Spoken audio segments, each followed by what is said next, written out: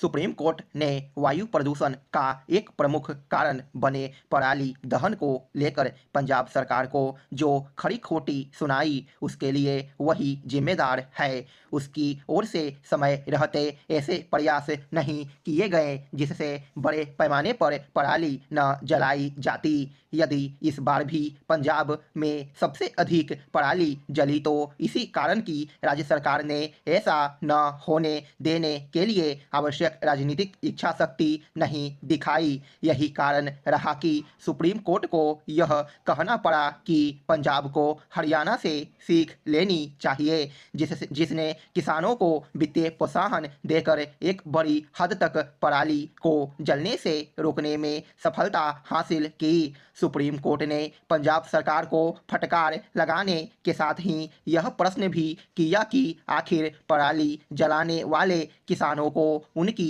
फसलों का न्यूनतम समर्थन मूल्य क्यों दिया जाना चाहिए। उसने यह भी पूछा कि पराली जलाने वाले किसानों पर कितना जुर्माना लगाया और वसूला गया।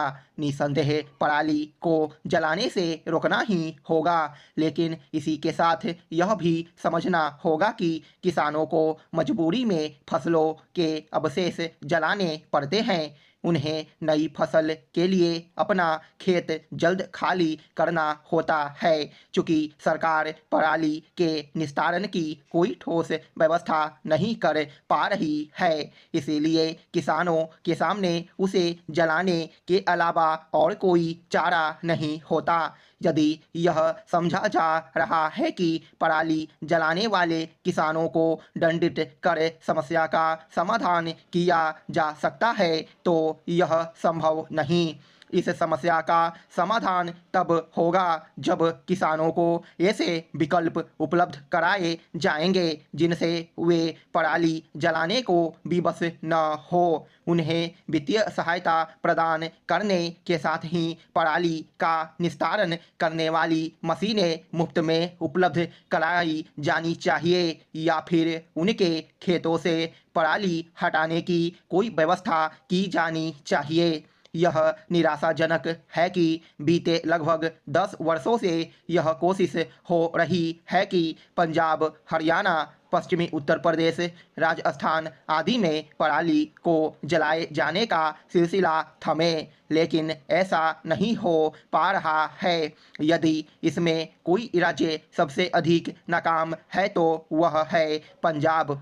सुप्रीम कोर्ट के साथ साथ कृषि विशेषज्ञ भी एक अरसे से यह आवश्यकता जता रहे हैं कि पंजाब में धान की खेती को हतोत्साहित करना चाहिए, लेकिन इस दिशा में कोई ठोस कदम नहीं उठाए जा सके हैं, और वह भी तब जब इस राज्य में भूजल स्तर लगातार नीचे जा रहा है। यह अच्छा है कि सुप्रीम कोर्ट दिल्ली एनसीआर में बढ़ते वायु प्रदूषण का संज्ञान ले रहा है, लेकिन उसे इस पर भी ध्यान देना होगा कि उत्तर भारत के एक बड़े हिस्से में वायु की गुणवत्ता का स्तर इतना खराब है कि वह स्वास्थ्य के लिए हानिकारक है। ऐसा इसलिए है क्योंकि वायु प्रदूषण के अन्य कारणों के निवारण पर ध्यान नहीं दिया जा रहा है। एक तरफा प्यार से उपजी सनक समाज के लिए घातक साबित हो रही है। कभी यह एसिड अटैक तो कभी हत्या और अन्य हिंसक घटनाओं के रूप सामने आती है। सोमवार को लखीसराय में इसी सनक के चलते एक सिरफिरे ने लड़की और उसके परिवार के 6 सदस्यों को गोली मार दी थी। इनमें से अब तक 3 लोगों की मृत्यु हो चुकी है। इस घटना ने पूरे समाज को झकझोर दिया है। पुलिस इस घटना का कारण प्रेम प्रसंग बता रही है, लेकिन यह इसका सतही परीक्षण ही माना जाएगा। करीब 5 वर्ष पहले जब लड़की नाबालिग थी, पड़ोस में रहने वाले दूसरी जाति के युवक ने बहला फुसलाकर उससे विवाह कर लिया था। कुछ दिन दोनों साथ रहे, लेकिन बाद में लड़की ने युवक से संबंध तोड़ लिया। इसके बाद से ही युवक पूरे परिवार को धमकी देने लगा था। लड़की के पिता ने पुलिस से शिकायत भी की थी। तब कार्रवाई हुई होती तो परिवार उजड़ने से बच जाता। इस तरह की घटनाओं पर रोक लगाने में समाज की भूमिका भी महत्वपूर्ण है। यह तो दो लोगों के आपस का मामला है। हमें क्या वाले सोच को त्यागने की आवश्यकता है।